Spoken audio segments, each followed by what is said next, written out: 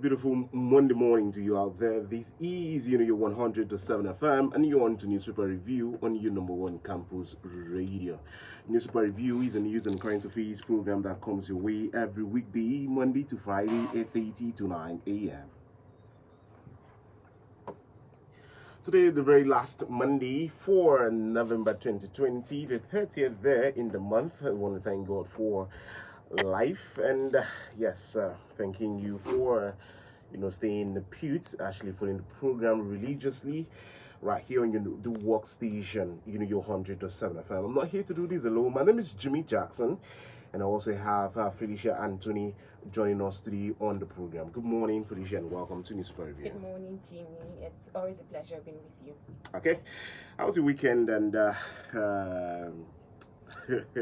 how was church? Let's start there. Church was awesome. It was great in the presence of the Lord. Okay, just okay. You said church was awesome. So, tell us one message you got from church yesterday. We talked about walking in the supernatural. Walking in the supernatural. Yes, when you're living that God life and you're doing things the God way, God will not fail to bless you. So your blessing is now supernatural, right?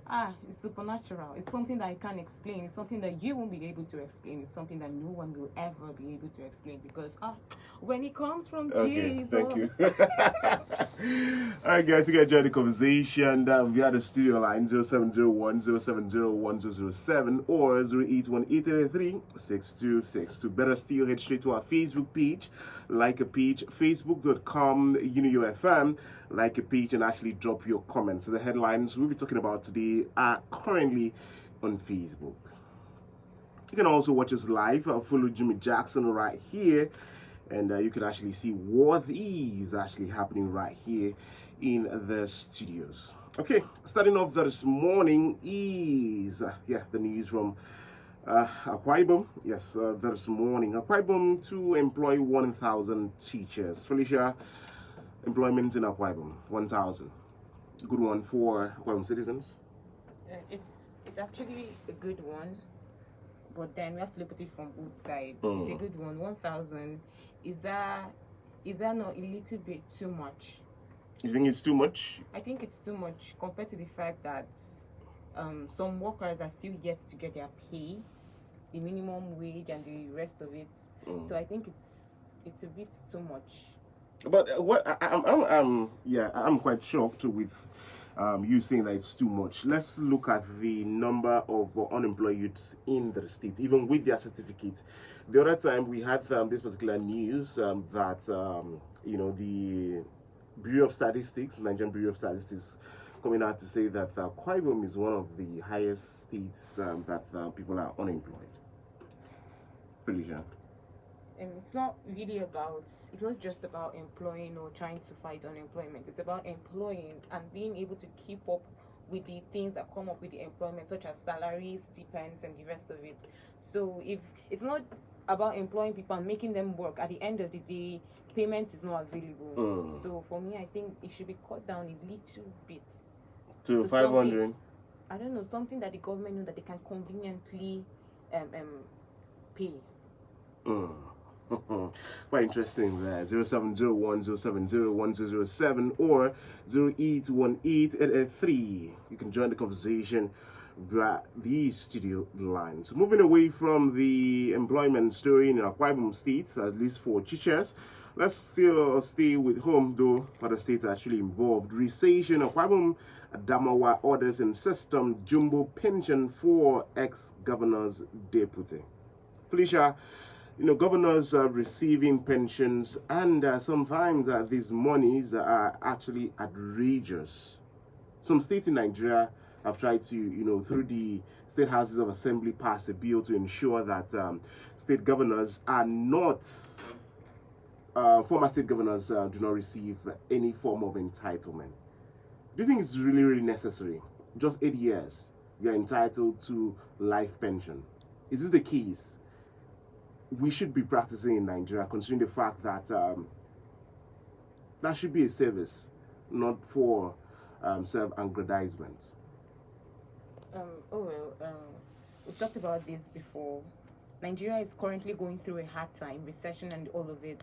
So if there's anywhere they can cut down expenses from, it's a highly welcome idea.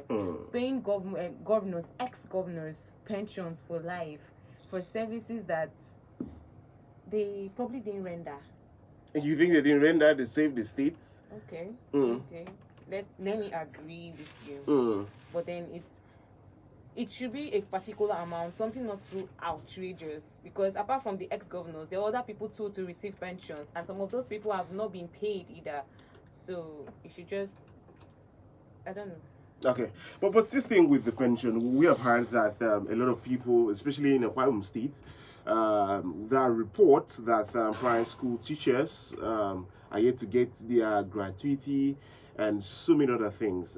But it seems like government is actually interested in ex-political office holder rather than the civil service or civil servant who actually stake out their lives. We're talking about 35 years of service, but someone just 8 years. Getting some money, somebody has worked for a couple of years.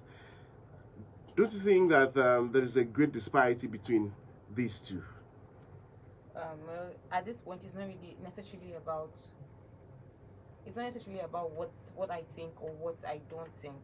But the truth is just that civil workers, ex-governors, if you can pay ex-governors, you should also be able to pay civil servants, because definitely ex-governors will get higher pay, and these pensioners from the civil service, they are usually less. So if you can pay them, you should also pay the civil servants. Otherwise, you should just be laid to rest. So you're actually advocating that before ex-governors are paid, civil servants should be priority, right? I'm not advocating. Okay. I'm just saying. Oh, you're just saying. Ex-governors are paid, civil servants should be given what is due them. Okay. 0701 0701 007 or 0818 883 6262. Moving away from that particular story, let's head straight to power as we have this particular story. On a daily, TCN admits national grid collapse plans probe. Power situation in Nigeria has been something we have been talking about over and over again on this program. Now, we are hearing reports that there is a collapse of transmission lines in Nigeria. Are we going to experience another blackout?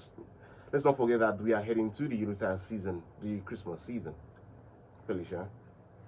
We shouldn't though. We shouldn't, because it won't even be funny.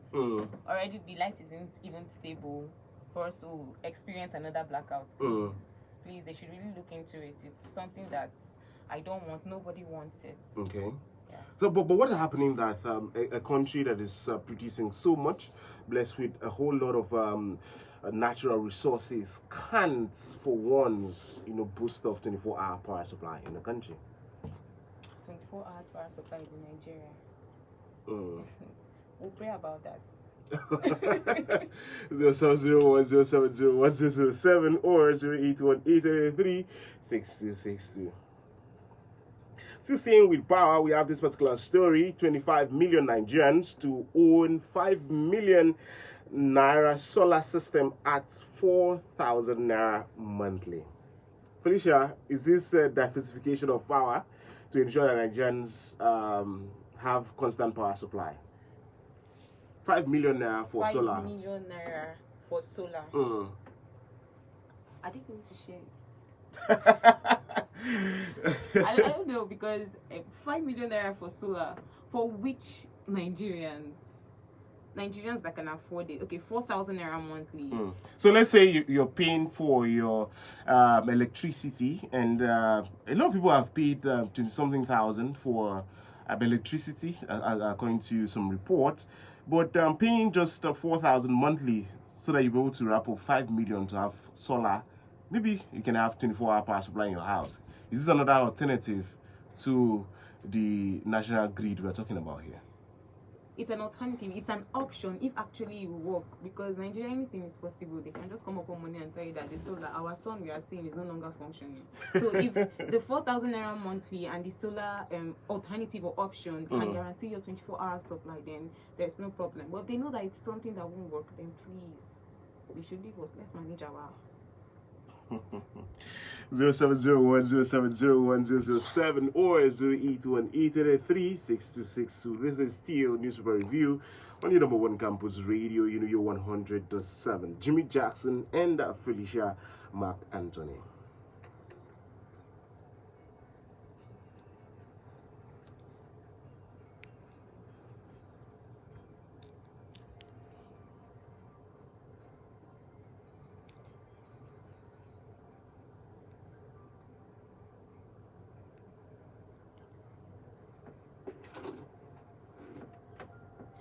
Or you can head straight to our Facebook page, UNIUYO FM, like a page, and actually drop your comments. Moving away from that, let's still talk about infrastructure in Nigeria as we have this particular story.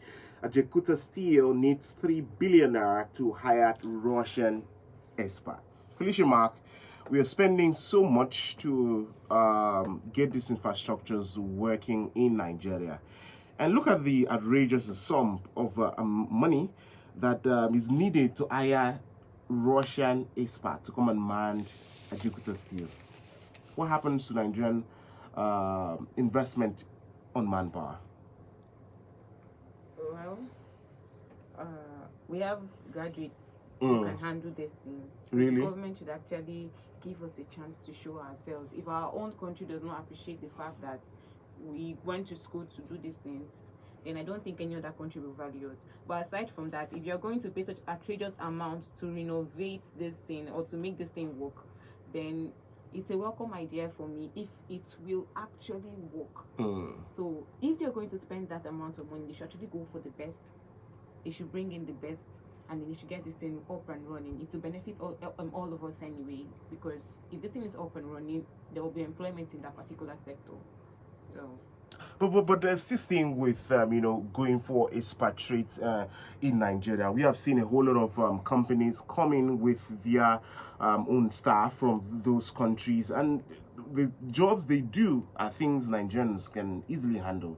So what happens to people? You talked about graduates who will be able to do most of these things, but are we too sure the Nigerian graduates are well trained to handle most of these things? These are expatriates we're talking about here. These are questions that arise because of how poor our educational sector is actually. So for someone to ask if we are sure, you're not even sure if we can handle it, that goes along with to tell how our educational sector is. So I think before we start trying to make such attempts, they should look into the educational sector first, so that we know that when we are bringing out graduates, we are bringing out people that can actually work, people that we can actually depend on. Seeing that we are even scared of letting ourselves try because we are not sure we are good enough. So. All right, 0701 0701 or 081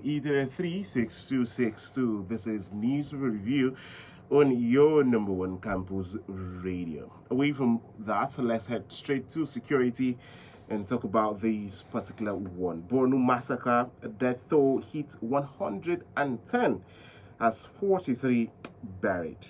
Over the weekend, Felicia, these news came, and it's actually the talking point right now in Nigeria. The killings that is going on in Nigeria, and a single life lost in this country seems like it does not bother the government. 43, and these are deaths, unconfirmed reports, but again, we have this confirmed 43 buried, and people are still saying that more were killed. What's actually happening? I think on Saturday, security chiefs were trending in Nigeria. What advice do you have for government? Because it seems like government is actually looking the other way when Nigerians are facing this other way. It's sad. First of all, I like to say my heart goes out to everybody who lost someone in Borno over the weekend. It's sad. I saw the news and it's actually very heartbreaking. The government should actually look into this. We don't know how else to beg them, but we are begging. They should look into this because these are families, these are mothers, fathers, children of people. These are the future generations, and sending them to their early graves this way, I wonder where exactly we are heading to. So the government should please look into this killing. I mean, Borno has had enough. Mm. They are almost always in the news for nothing good. It's always killings, Boko Haram or something. It's time to put an end to this. Okay, 0701070107 or 0818836262. Well, let's talk about the security, and I'm still going to stay with Felicia, but it's quite sad that this time around farmers were killed, and we're actually crying about the high increase of farm produce, and the foodstuff actually having skyrocketed price right here in Nigeria. What do you think about this? Felicia Marcus talked about ending most of these things, but let's just hope that they will be able to put an end to all of that. 0701070107 or 0818836262. All right, moving away from that, let's look at this particular one that has to involve the ores. I'm talking about the education sector right now in Nigeria. SAN warns against unjust sharing of 40 billion naira in allowances. Felicia, are we seeing another crisis looming even after federal government might have released about 70 billion naira for the university system? Obviously, this is what happens when there are too many unions governing one particular thing. I just think ASU, SANU, they should just unite for once, come together as one body and fight for what they want together, not asking the federal government to settle ASU, settle SANU. After we finish with ASU, we'll start fighting SANU. So please, they should come together, they should unite. Senior staff, academic staff, they're all the same thing. So please, we're not ready for this. We want to graduate. We want to leave school. We're tired. Okay, 0701070107 or 0818836262. Okay, and this is just to inform you that tomorrow we'll have a special interview with the SANU chairperson of the University of UNIUYO.